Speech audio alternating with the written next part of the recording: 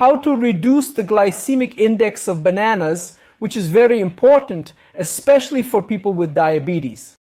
In this video, folks, we're going to talk about a surprising new study that showed bananas can prevent and even treat some types of hereditary cancer.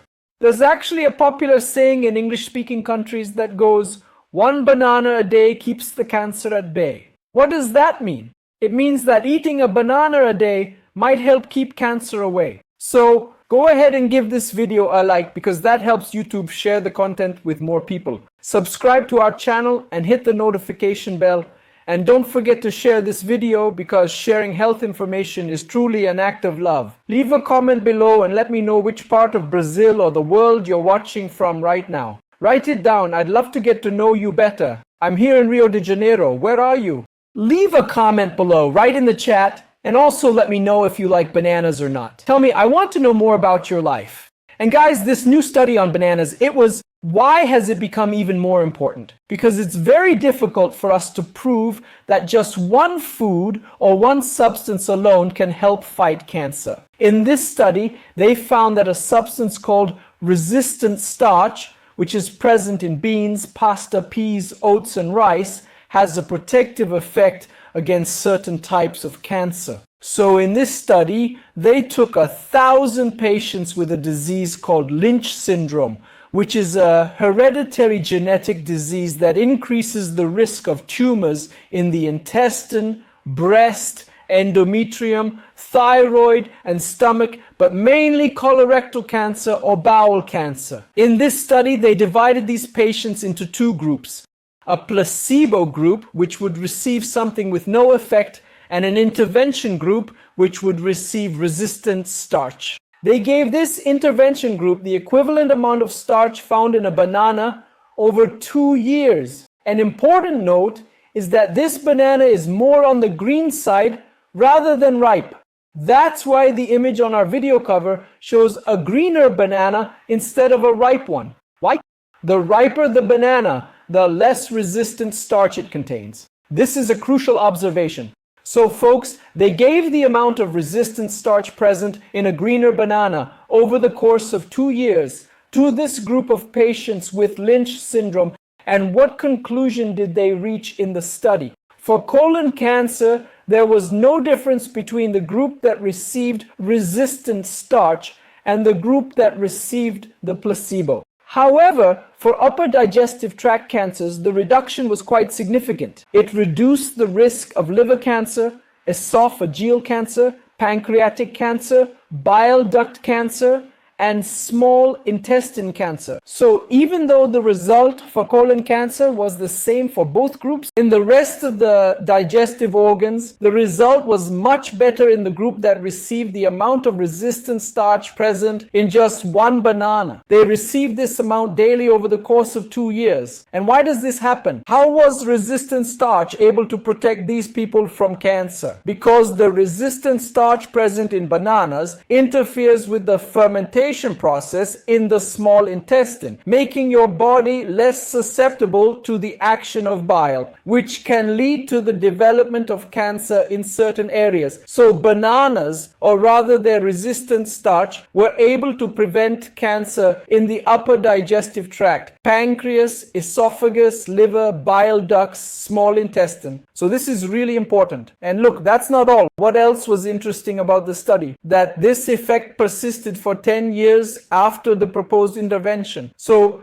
the patients consumed the resistant starch for 2 years, but the effect generated by the resistant starch continued to last for 10 years. And now they're evaluating what it'll be like in another 10 years. That's 20 years after they first participated in the study. So folks, this resistant starch led to a 60% reduction in cancer risk, especially in the upper digestive tract. Just look at this. Out of 463 participants who received the starch, there were only 5 cancer cases. Now, among the 455 participants who received the placebo, there were 21 cancer cases. That's more than 4 times the number of cancer cases in the placebo group compared to the resistant starch group. So why is this important? Well, upper digestive tract cancer is difficult to diagnose and we rarely catch it early.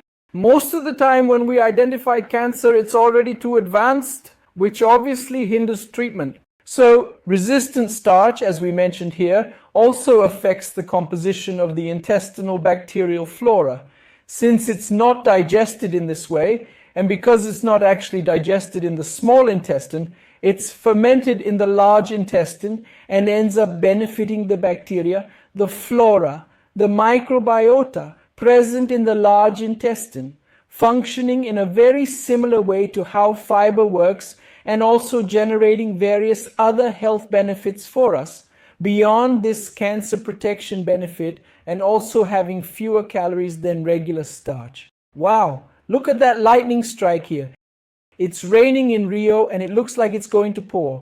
Resistant starch also influences the bile metabolism carried out by bacteria, reducing bile acids that damage DNA, and because of this DNA damage can potentially cause cancer. So what do you think, folks? We mentioned here that it protects against types of cancer that aren't in the large intestine. But what about people who didn't have good results with their large intestine? We also have to consider the large intestine. So resistant starch didn't work for the large intestine. But what's being studied now? What can we use? They're studying and evaluating the use of aspirin in these patients. Studies have shown that aspirin use reduced the risk of colon cancer by 50%. Following this study, aspirin use began to be recommended by international protocols, particularly by the NICE, which is the National Institute for Health and Care Excellence in the United Kingdom. Based on this study, they started recommending aspirin use for people with a high genetic risk of cancer. In addition to this potential effect, aspirin can also help prevent heart attacks, certain heart conditions, and other cardiovascular diseases. And that's the thing, folks. Cancer is formed, caused, and its risk is increased by inflammatory conditions, obesity, a sedentary lifestyle, and chronic diseases such as diabetes, for example. So inflammatory states end up increasing your risk of cancer, and while genetics plays a role in cancer development, the main factor leading to this disease is lifestyle. That's why we always emphasize the importance of eating well, maintaining a healthy weight, exercising regularly, and managing your stress. A very nervous or anxious person, that stress alone can cause inflammation and increase the risk of cancer. So that's why we always stress the importance of lifestyle. Alright, that's what I wanted to say about bananas and resistant starch. The other thing I promised to talk about was how to reduce the glycemic index of bananas. So the first option is to do what we mentioned in the video. For example, choose a banana that isn't too ripe. That's the first option. Second option, eat that banana with oatmeal because oats are high in fiber, and since they're rich in fiber, the glycemic index won't be as high because these fibers will slow down the absorption of sugars in the banana. And the third option is to consume apple cider vinegar before eating a banana because this will also help reduce the glycemic index. And these tips are crucial, especially for those who have diabetes or prediabetes. Folks, we've talked about the importance of lifestyle in cancer prevention. So if you want to prevent cancer, if you want to treat high blood pressure, diabetes, high cholesterol without medication, click now on the first link in the description and get your longevity code. I'm confident that when you put the guidelines in the book into practice, your life will transform for the better. And those habits are habits. The habits in the book are anti-cancer habits. They are habits that can help you not only prevent cancer, but also fight cancer if it has already taken hold in your body. Many of these habits were ones my mother used to cure herself of cancer. So my mother underwent chemotherapy for almost a year.